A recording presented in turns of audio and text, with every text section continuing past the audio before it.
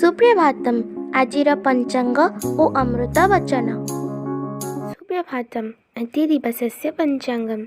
अद्य श्री श्वेतवराहकल्पस्य वैवस्वतमन्वन्तरः द्वितीयपरार्धः दक्षिणायनः शीतऋतुः पौषमासस्य कृष्णपक्षचतुर्थी तिथिः बृहस्पतिवासरश्च चुकाब्द षड्विंशत्यधिक-एकपञ्चाशत्शतं विक्रमसंवत् 81-द्विसहस्रं डिसेम्बर् मासस्य 29 तारिका।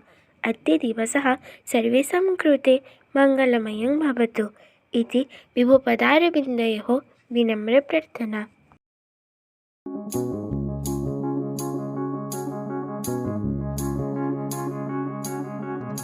हे मानव, ଅନ୍ୟର ପ୍ରଶଂସା କରି ଆତ୍ମସନ୍ତୋଷ ଲାଭ କର ନାହିଁ କିମ୍ବା ନିଜେ ନିଜର ପ୍ରଶଂସା କର ନାହିଁ।